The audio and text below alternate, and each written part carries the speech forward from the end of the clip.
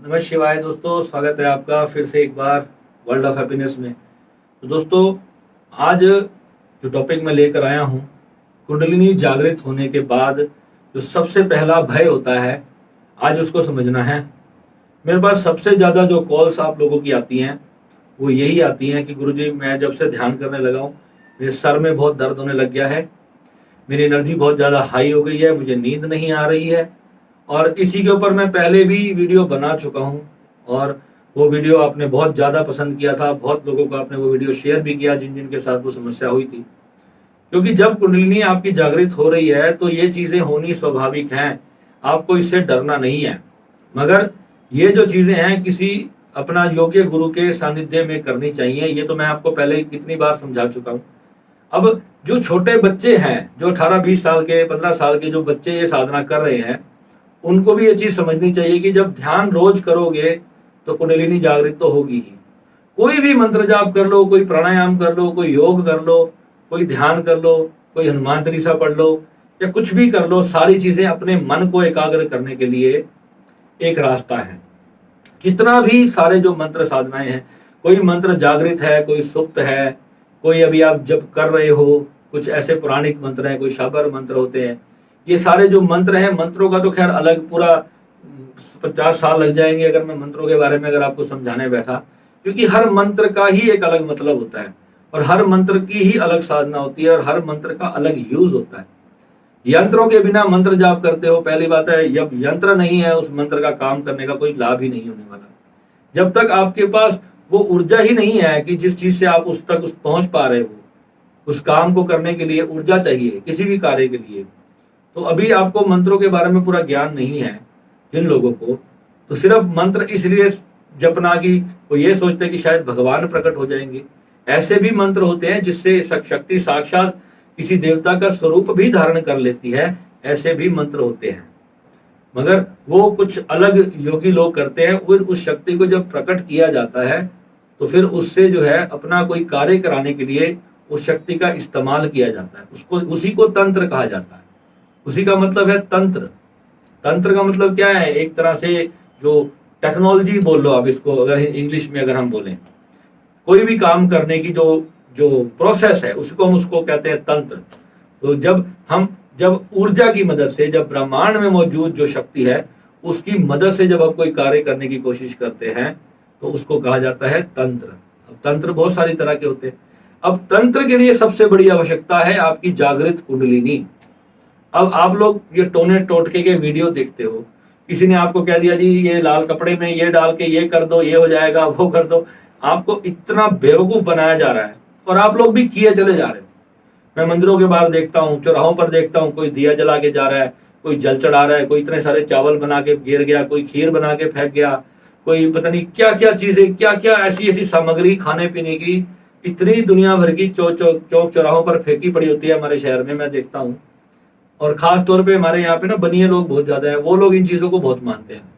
तो वो लोग जो है ऐसे टोटके टोने बहुत करते हैं। मैं सुबह सुबह कई बार 4-5 बजे की तरफ समय में निकलता हूँ तो मैं देखता हूँ हर चौराहे पर लेडीज होती है, वो जल चढ़ा रही होती है। चौराहे पे कुछ नहीं है, वो कहते हैं यहाँ पे कोई शक्ति का वास है इसलिए उसको जल चढ़ा रहे हैं। तो सारे जो ये शक्ति का वास तुम्हारे माइंड में डाला जा रहा है, तुम सब कुछ तुम्हारे माइंड से हो रहा है और कुछ नहीं हो रहा। करना सब कुछ तुम्हारे दिमाग नहीं है। अरे कोई दुख आया है तो उसको स्वीकार कर लो भाई, सुख को भी स्वीकार किया था, दुख भी तो आएगा। तुम सिर्फ सुख ही सुख मांगते हो, दुख से डरते क्यों हो? दुख भी तो साथी है।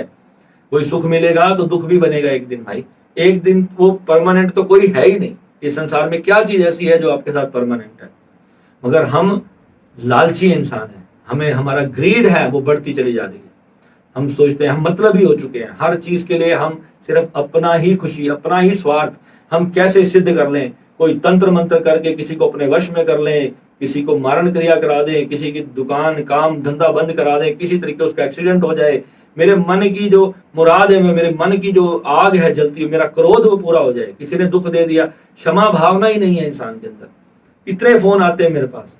एक सो कॉल्ड ससुर जी का फोन आया किसी के, अपने दामाद को कहता है मेरे को मारने का प्रयोग करवाना है, वो मुझे सिखा दो। बताओ, मुझे सब आता है मगर मैंने आज तक जिंदगी में ऐसा प्रयोग कभी अपने किसी फायदे के लिए नहीं किया, तो मैं दूसरे के लिए कैसे कर लूंगा? मुझे कोई कितना भी पैसा दे दे, कुछ भी दे दे, मैं ऐसी विद्या यूट्यूब पे पढ़ी है भाई, देख लो, कर लो, बहुत कुछ पढ़ी है, मगर जब तक असली ज्ञान नहीं है ना, वो कुछ होने वाला नहीं है। अगर शक्ति जब आपकी जागृत हो जाती है तो पहली बात है भगवान उसके भीतर जागृत होते हैं जब उसका लालच समाप्त होता है। लालच क्या? लालच का मतलब ये नहीं है कि आप अपना कर्म नहीं करोगे, अपनी खुशी को सेलिब्रेट नहीं करोगे, अपनी लाइफ को जियोगे नहीं। लालच का मतलब होता है कि मैं अपने सुख के लिए किसी दूसरे व्यक्ति की हत्या नहीं करूंगा, अपने सुख के लिए किसी दूसरे का शोषण नहीं करूंगा।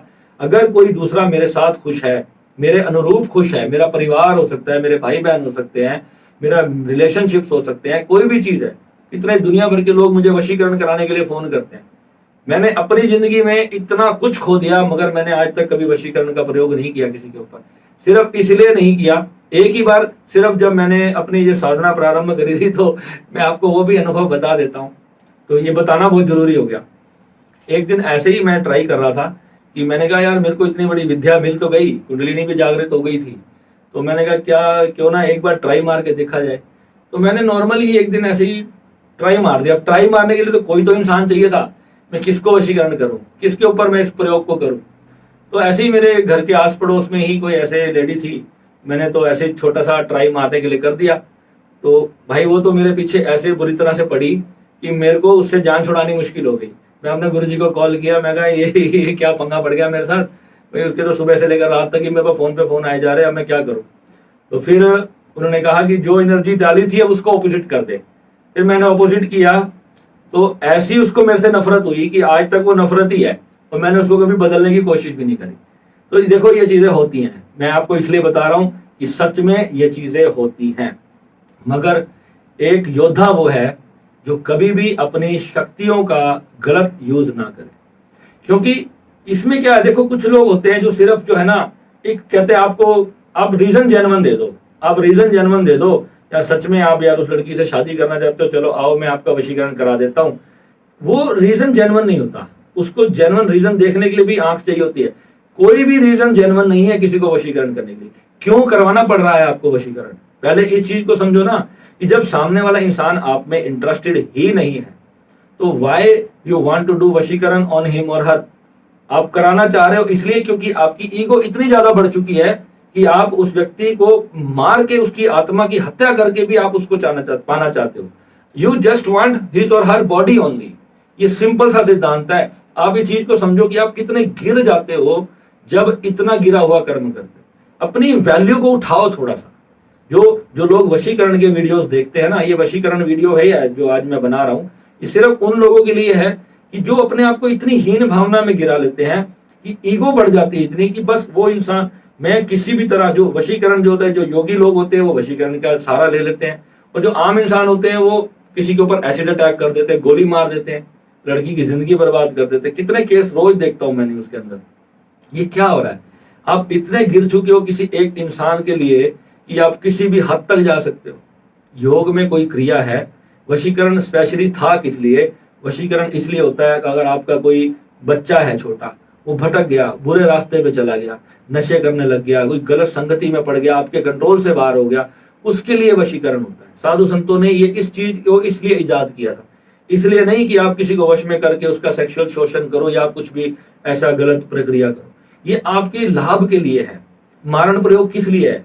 मारण प्रयोग, अब हम मेरे जैसे लोग क्या मारण विद्या नहीं जानते? सबको पता है मारण विद्या क्या है। तंत्र में सबसे छोटी और आसान चीज है, और सिर्फ 20, 25, 50 दिन के प्रयोग से बंदा मर जाता है, इंसान मारा जाता है। इतने खतरनाक इंसिडेंट लोग कराते हैं और ऐसे लोग करते भी हैं।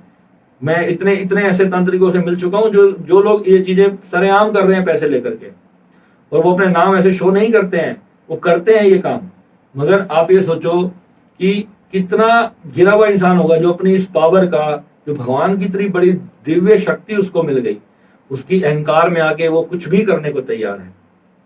ये प्रयोग इसलिए नहीं होते, ये प्रयोग है देश और समाज की रक्षा के लिए, हित के लिए।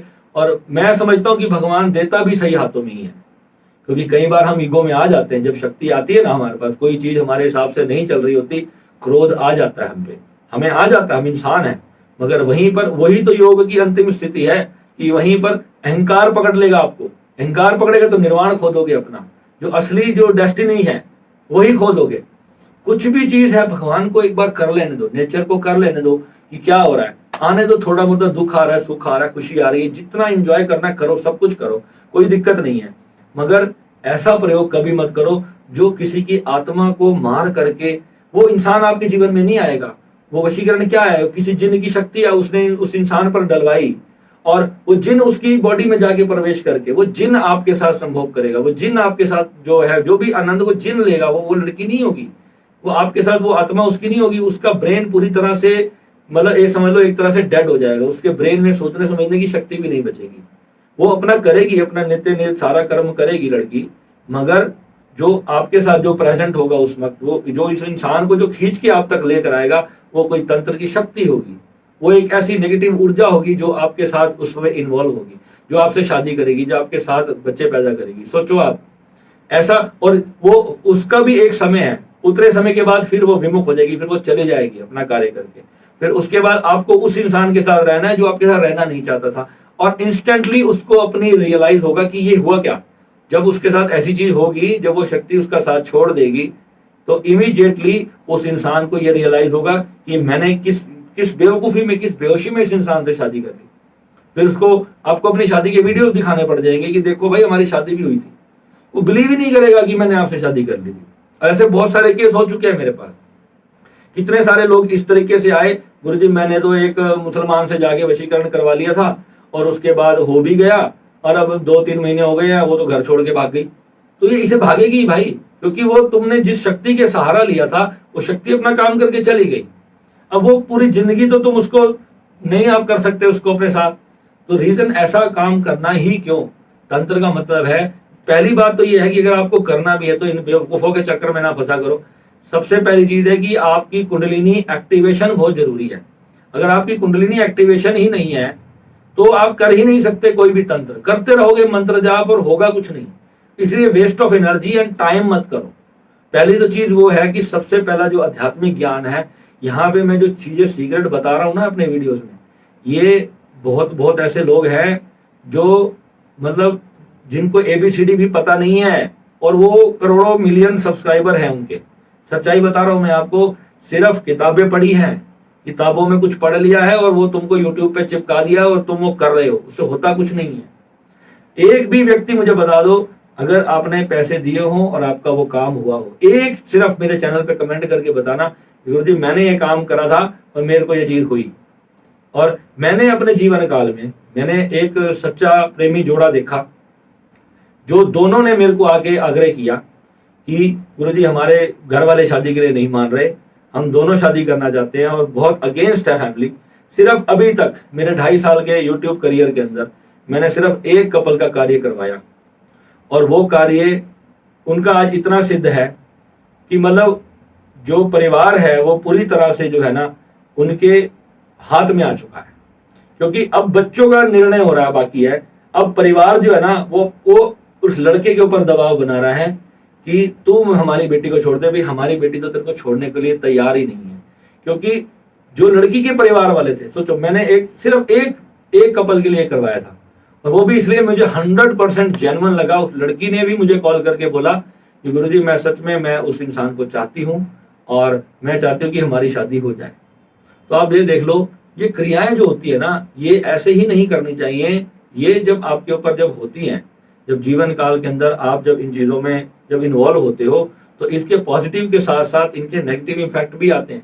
क्योंकि जब समाज आपके हिसाब से नहीं चल रहा होता ना, तो फिर आप लोग फिर उसके अंदर फंसते ही चले जाते हो। तो ऐसा काम मत करो जो किसी की दूसरे की आत्मा ही आप खराब कर दो, उसकी स्पिरिचुअल जर्नी डिस्ट्रॉय कर दो। सबसे पहली चीज है अपने जीवन में जो है हमें साक्षी भाव को प्राप्त होकर के अकर्ता भाव में जाना है, और अब अकर्ता भाव में रहते हुए अकर्ता भाव में आकर के हमें जो है परमात्मा की प्राप्ति करनी है। वो हम ही है, कोई और बाहर कुछ नहीं है। हमको अपने ही मूल स्वरूप को प्राप्त करना है और इस पूरी समस्त ऊर्जा को समझना है। ये ऊर्जा क्या है, सिर्फ मंदिरों में जाके छीने बजाने से कुछ नहीं होने वाला। हमसे आगे हमारे अंग्रेज निकलते जा रहे हैं भाई, उनको स्पिरिचुअलिटी की इतनी ज्यादा नॉलेज होती जा रही है, वो यहाँ से आके सीख करके बाहर अकेडमियां खोल के बैठे हैं। और हमारे देश के लोग अभी तक सिर्फ गुरुओं के पीछे भागते फिर, उनको पता नहीं चल रहा करना क्या है। तो भाई सही गुरु के मार्गदर्शन में जाओगे तभी तो सच्चाई मिलेगी। और तुमको लगता है कि ये जो आश्रमों में बैठे हैं या ये तुम्हारे को सही ज्ञान दे देंगे, तुम्हारे को एक मंत्र चिपकाया, जाओ जी मंत्र जप। अरे मंत्र का करोगे क्या? मंत्र से आगे करना क्या है? मेरी कम से कम 30 साधनाएं हैं, तब एक कंप्लीट स्पिरिचुअलिटी जो है जीवन की तब जाकर तैयार की है मैंने, जिसमें मंत्र तो सिर्फ एक पहली सीढ़ी है। मंत्र के बाद करना क्या है, आगे जाना कहाँ है, पहुंचना कहाँ है, उस स्थिति को कैसे आओगे, अंतिम स्टेट में कैसे अचीव करोगे। कितने तो ऐसे ही भाग लिए क्योंकि उनको समझ नहीं आया सच्चाई, डाइजेस्ट करना पड़ता है, क्योंकि ये जो चीजें है ना, ये इतनी ज्यादा प्रैक्टिकल चीजें हैं और इसमें कुछ पाने के लिए कुछ होना भी पड़ता है। और आप लोग सोचते हो कि हर चीज जो है पेड़ पे लगी हुई है, कोई तोड़ेगा और आपको दे देगा, ऐसा नहीं है। इसमें मेहनत करनी पड़ती है। मैंने खुद 15 साल 18 साल मेहनत की है। मुझको ठीक से याद भी नहीं है, मैं छोटा था तब से पहले महामृत्युंजय के जप स्टार्ट कर दिए थे। 11-11 माला में एक दिन में करता था। और 7-8 साल के बाद पता चला यार मैंने तो सारा टाइम ही वेस्ट कर दिया, मुझे तो इससे कुछ मिला ही नहीं। पर बाद में जाकर के पता चला उस मंत्र के जाप से मुझे कितनी बड़ी, जैसे ही मेरे को कुंडलिनी की दीक्षा हुई, इंस्टेंटली पहले दिन ही कुंडलिनी जागृत हो गई। दीक्षा होते ही पहली रात्रि में ही मैंने अपने पास्ट लाइफ देख ली। मैंने अभी रिसेंट, मेरा एक इंसान के साथ कुछ बिजनेस का लेन देन था, उसके साथ मेरा कुछ पंगा हुआ, मैंने उसके साथ अपनी पास्ट लाइफ देखी। एग्जैक्टली वो इंसान मेरे जीवन में, मेरे पास्ट लाइफ में मेरे साथ था। मैंने इतना क्लियरली उस चीज को देखा। कोई आप में से पास्ट लाइफ अगर एनालिसिस करना चाहता भी हो ना, तो वो भी आप ज्वाइन कर सकते हो। तो मगर बिना कुंडलिनी एक्टिवेशन के आप पास्ट लाइफ को भी नहीं देख सकते। आपको अपनी हर चीज पता चलेगी जीवन की। यहाँ पर ऐसा इतना क्लियर सत्य सिखाऊंगा मैं आपको, क्योंकि यहाँ पे मैं खुल्लम खुल्ला बोल रहा हूँ। जो चीज है, मैं कोई चीज किसी से छुपा नहीं रहा। लगाते रहो कहीं बागेश्वर धाम पे अर्जी। मैं पहले ही बहुत बार बोल चुका हूँ कि मेरे को एक ऐसा बंदा दिखा दो भाई जिसका वहां पे जाके काम हो गया हो। मुझे लोग कहते हैं गुरुजी वो तो सब बता देते। अरे सब बता रहे हैं, मान लिया, वो तो सिद्धि है। कर्ण पिशाचनी को हनुमान जी की सिद्धि बोलते रहो, जितनी बार मर्जी बोलो। वो कर्ण पिशाचनी थी, है और रहेगी। मैं आपको आज भी क्लियरली बोल रहा हूँ। आपके कितने भी मर्जी पर्चे लिख ले, मेरे को उन करोड़ों में से कितने लाख बंदे अभी वहां इकट्ठे हुए, अरे कोई एक माइक में ये क्यों नहीं बोलता कि मैं यहाँ आया था, मैंने इस काम के लिए, मैंने ये काम बोला था कि मेरा हो जाए और उसका वो काम हो गया हो। एक भी दिखा दो, एक सिंगल नहीं आता। कहां गए वो सब, कहां गए?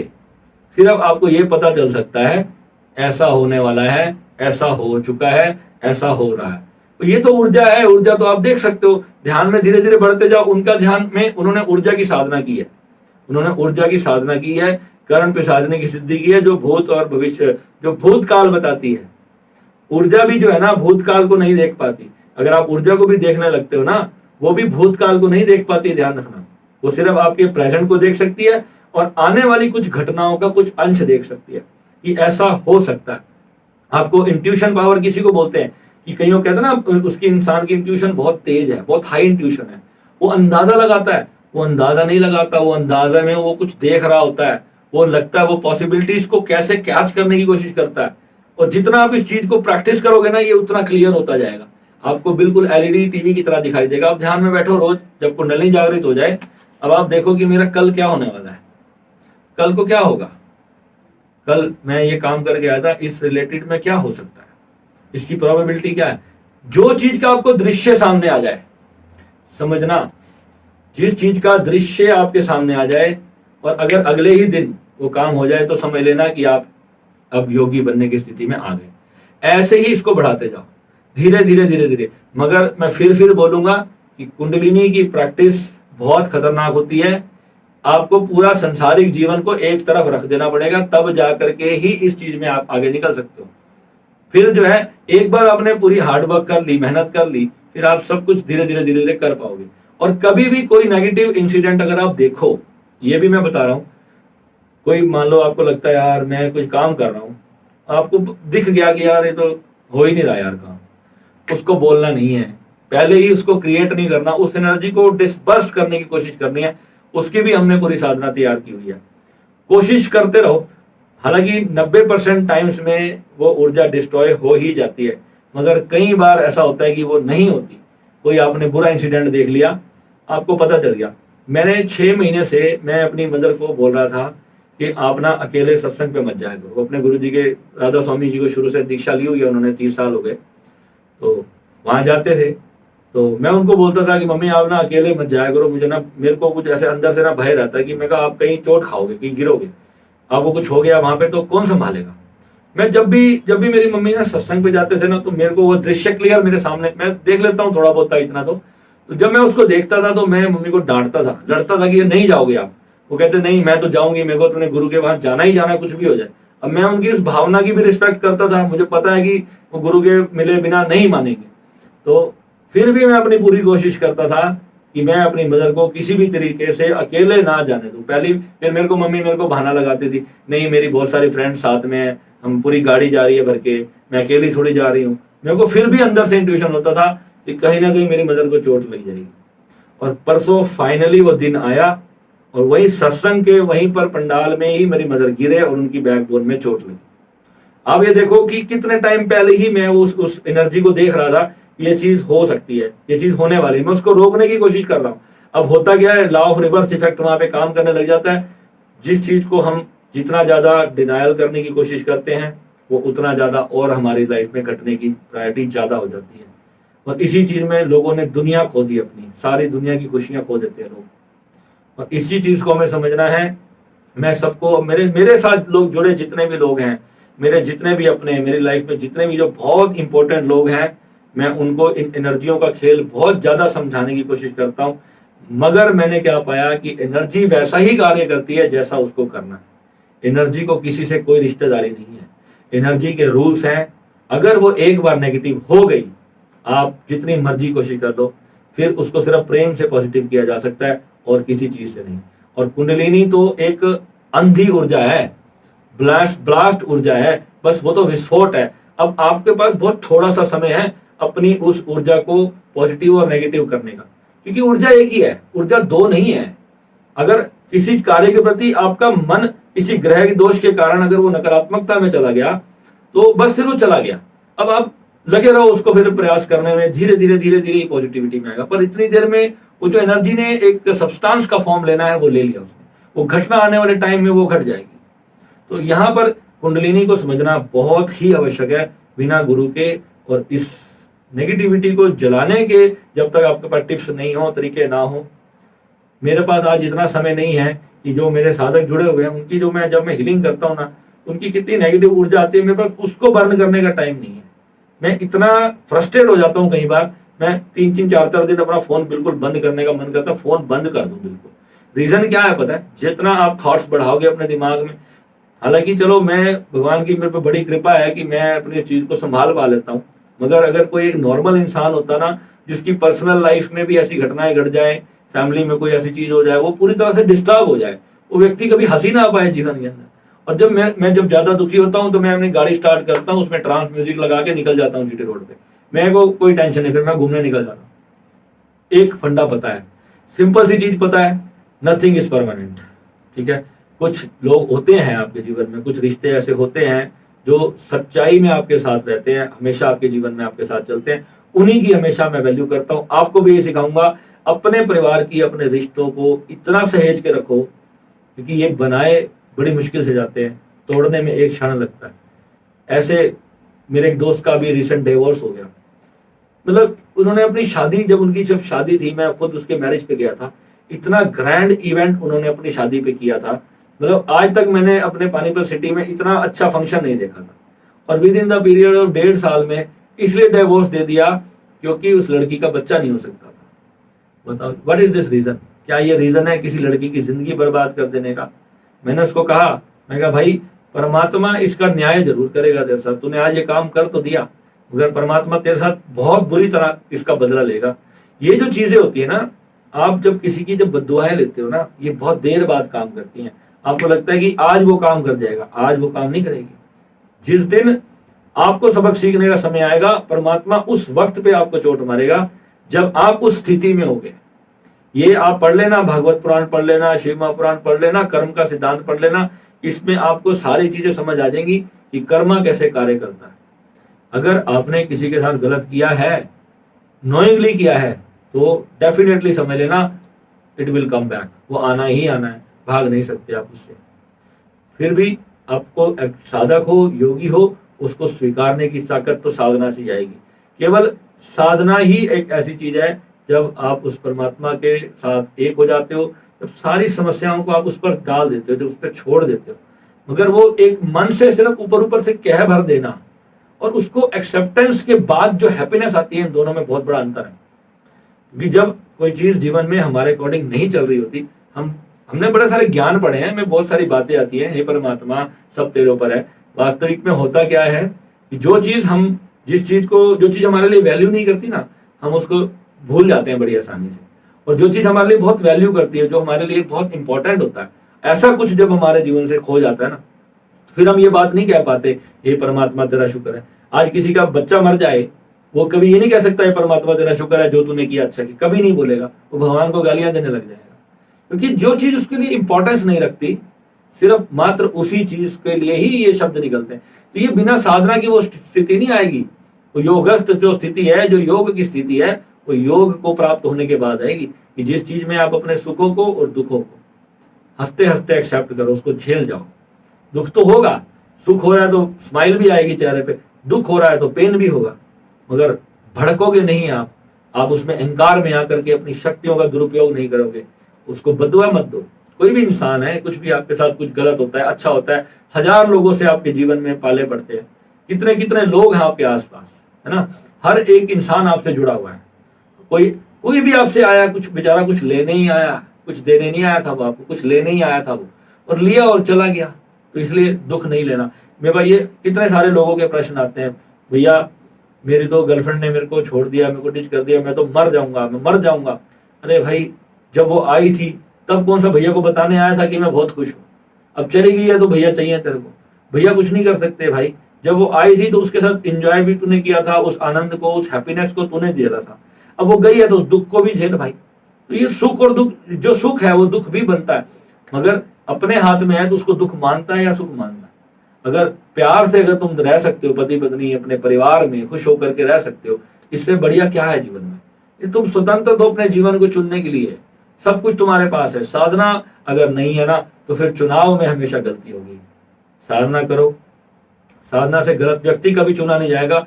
अगर तुम्हारी साधना सच्ची है ना, तुम्हारे को कभी तुम गलत इंसान चुनोगे ही नहीं। अगर तुमने कभी भगवान की भक्ति की है ना, कोई भगवान का नित्य नियम, तुम भगवान की पूजा पाठ करते हो, कुछ भी कोई एक भी कार्य, हनुमान चालीसा का भी रोज अगर नियम से तुमने 20-25 साल हो गए तुम्हें पाठ करते करते, गलत एनर्जीज तुम्हारे जीवन में ही नहीं आएंगी, अच्छे इंसान ही तुम्हें मिलेंगे।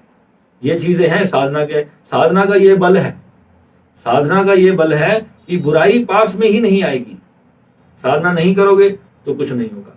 अब मैं देखो, मैं किसी संस्था को चैलेंज नहीं करता, मगर मैं अपनी मदर को ही बोलता था, मैं कहा तुम देखो, तुमने जिसको भी गुरु बनाया, मैं किसी गुरु का यहाँ नाम नहीं लूंगा, मैं एक ही बात बोलता था, वहां कुछ नहीं है। क्योंकि मैं जानता था कि उनके जब मेरी मदर की जब कुंडलिनी ही जागृत नहीं हुई इतने साल में, तो अब मैंने उनको कहा कि तुम मेरे से दीक्षा ले लो, तो उन्होंने वो लेते ही नहीं। वो कहते कि नहीं, मैं तो मर जाऊंगी, मेरे गुरु वही है। ये एक भावना ऐसी बैठ जाती है। मैं कितनी बार कहता हूँ, जब 6 महीने तक कुछ प्राप्त ना होना, देखो मैं अपने घर के लोगों को मैं नहीं दे पाया, मैं तुम्हें क्या दूंगा। क्योंकि जब तुम मेरे पास सच्ची ठोक छाती पे आज के आओगे ना, तब लेके जाओगे। मेरे ऐसे ऐसे साधक हैं जो इंग्लैंड में बैठ के, कनाडा में बैठ के पा लिया उन्होंने, वहीं बैठे बैठे बस भावना से जुड़े, और जो मैंने उनको कहा, जो मैंने उनको दिया, और उन्होंने वो ग्रहण किया। यहाँ मेरे इतने सारे साधक हैं जिनकी कुंडली एक्टिव हो चुकी है, जो बहुत हाई लेवल पे पहुंच चुके हैं, और बहुत जल्द वो डिवाइन सर जो है, आत्म साक्षात्कार जो है, वो भी उनके जीवन में आने वाला है। तो ऐसी खुशी की जो चीजें हैं यहाँ पर वो बांटी जाती हैं। दोस्तों, कहने का मतलब क्या है, देखो गुरु किसी को भी बनाओ, सच्चे भाव से बनाओ, मगर सच्चाई तो खोजो। जब अगर कुछ नहीं मिल रहा तो गुरु चेंज करो भाई। ये नहीं है कि 30 साल हो गए गुरु जी, मैं तो 25 माला 50 माला रोज करता हूँ, मेरे को आज तक भगवान के दर्शन ही नहीं हुए, मेरे को तो कुछ मिला ही नहीं है। तो फिर समझो कि आपने टोटल वेस्ट कर दी लाइफ, क्योंकि प्राप्ति नहीं करी। जो चीज एक्चुअल थी जब वही नहीं प्राप्त की, फिर समझो फिर क्या प्राप्त किया। संसार के लिए कर्म करते रहो, मेहनत करना पूरी हार्ड वर्क के साथ। नहीं मिला, इट्स ओके, आगे बढ़ो। चलना जरूरी है, और इतनी खुशी आएगी ना, ट्रक भर भर के आएगी। ध्यान रखना, सिर्फ साधना। तो श्री विद्या, मैं बार बार बोलता हूं दोस्तों, आप मेरे से ना जिस स्टेज पे जाके कहोगे, मैं वहां पे आके चैलेंज से बोलने को तैयार हूं। श्री विद्या इस दुनिया में एक ही ऐसी साधना है जो तीव्र फलीभूत होती है और हर चीज देने को सक्षम है। मगर गलती क्या होती है, कुछ चीजें ऐसी होती हैं जो प्रारब्ध होता है, जहां पे कहता है हमारा ना जो जो अन्न जल लिखा होता है ना, जहां पे वहीं हमें रहना होता है। इस सारी चीजों को हमें समझना होता है। कई बार कुछ चीजें होती हैं जो साधना से नहीं हो रही होती ना, पर वो साधना आपको, जो माँ श्री विद्या की जो जो ललितांबा माँ है, जो इसकी अधिष्ठात्री देवी हैं, वो आपके अंग संग रहती हैं। वो आपको बुरी एनर्जीज में जाना ही नहीं देगी ना। वो इतनी, सूर्य कभी अंधकार में नहीं जा सकता, समझो बात को। सूर्य जो है वो अंधकार के पास जाने ही नहीं देगा, वो रोक देगी एनर्जी, आपके बैरियर्स क्रिएट कर देगी, नेगेटिव चीज आपसे अपने आप दूर होती चली जाएगी। समझ रहे हो, कोई बहुत ज्यादा नेगेटिव लोग हैं, आप वहां जाने की कोशिश कर रहे हो, रास्ते में पता चला आपका टायर पंचर हो जाएगा। ये इस चीज में मैंने देखा है। मैं आपको अपने जीवन की एक और, आज लंबा हो रहा है वीडियो, होने दो। आज मैं आपको एक घटना बताता हूँ अपने जीवन की। मेरे विवाह से पहले की बात है। मेरे को एक लड़की ने प्रपोज किया, शी वाज ओशो सन्यासी, और मैं उस समय श्री विद्या की साधना करता था।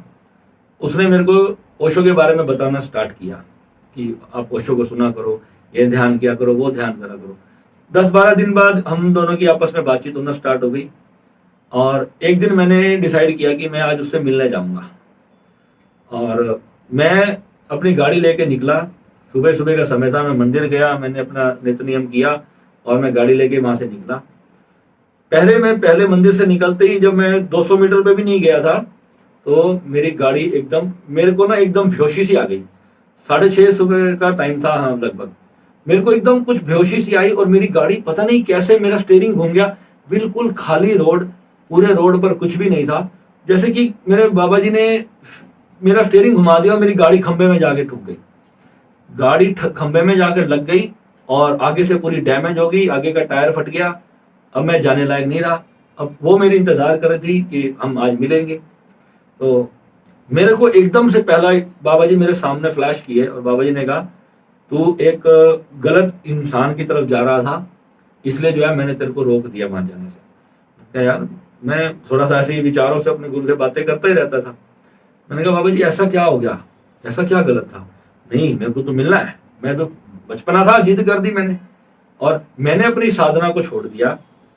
बाबा जी के उस इंट्यूशन को, जो क्लियर मेरे गुरु ने मेरे भीतर आके मुझे संदेश दिया, और मैंने अपने गुरु को ड्रॉप कर दिया थोड़ी देर के लिए। मैं कहा नहीं, मेरे को तो जाना है।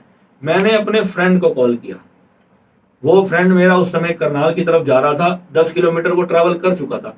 मैंने उसको कहा नहीं तो वापस आ, मुझे तेरी गाड़ी चाहिए अर्जेंट। वो अपना बहुत जरूरी काम जा रहा था, पर मैंने उसको कहा भाई अगर तू भाई है तो अभी के अभी यहाँ पे आ। वो कितना इंपॉर्टेंट काम छोड़ के आया और वो उसने मुझे अपनी गाड़ी दी और मैं उस लड़की को मिलने के लिए निकल गया। और थोड़ी देर निकला, 30-35 किलोमीटर के आगे मेरा जाके फिर एक्सीडेंट हो गया। Can you believe? 2 बार मेरे को मेरी उस एनर्जी ने, श्री विद्या ने मेरे को रोका उस पर्सन से मिलने के लिए। मगर मैं फिर भी अपने उस गुरु को ही त्याग करके, मैं आज अपना एक बहुत बड़ा माइनस पॉइंट आपको बता रहा हूं, मैंने अपने गुरु को भी हटा दिया इस सबसे कि मैं कहा मैं छोड़ रहा हूं आपको, मैं जाऊंगा, आपने जो भी मर्जी आपने बोलना है बोलो, पर मेरे को तो जाना है। मेरे को एक जुनून होता है ना किसी इंसान के ऊपर। मेरे को ये था कि मैं उस इंसान से शादी करना चाहता था, मैं उसके साथ रहना चाहता था। तो मेरे जीवन में ये चीज थी। मैं उसको मिलने चला ही गया और मैंने उस लड़की के साथ अपनी जिंदगी का सबसे ज्यादा दुख पाया। मैंने आज तक उस लड़की को नहीं बताया कि जब मैं तेरे को मिलने आ रहा था तो 2 बार मेरे गुरु ने मेरे साथ ऐसी चीज करी और मैं जो है मैं तेरे को मिलने नहीं आ पा रहा था। मगर वही चीज मैंने अपनी जिंदगी में सबसे ज्यादा दुख पाया उस चीज से।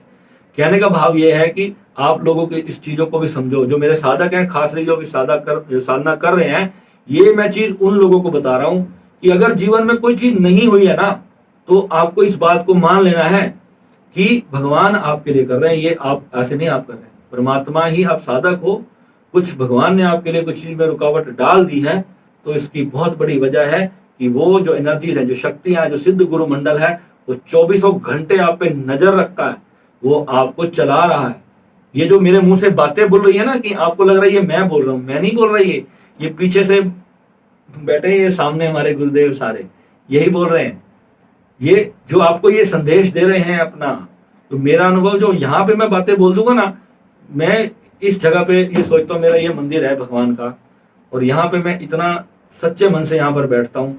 और मैंने अपने जीवन में जो भी मैंने भुगता, मैं यहाँ पर हर एक चीज शेयर कर देना चाहता हूँ कि कोई सच्चा साधक है कोई चीज पे अटक ना जाए, क्योंकि यही जीवन है आपके पास, फिर पता नहीं इंसान का जन्म दोबारा मिलना कब है आपको। ये ऐसी चीजें हैं। ठीक है, चलो अभी आज मैंने जितना बताया, तो ये तो आज मैं नॉर्मल आपसे मीटिंग करने के मूड में था। आज मैं कोई टॉपिक भी नहीं लेके बैठा, सच बताऊं।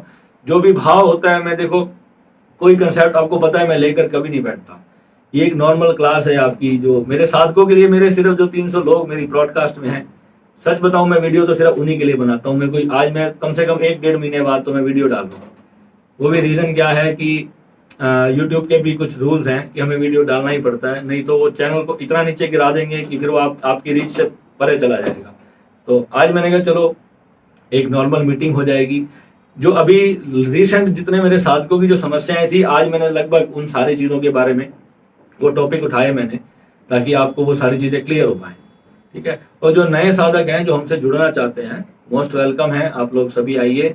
और मैं आपको सत्य कह रहा हूं, आप साधना करिए, बहुत बहुत बहुत कुछ यहाँ से प्राप्त करके आप लोग जाएंगे। ठीक है, मिलते हैं फिर अगले वीडियो में। नमस्कार।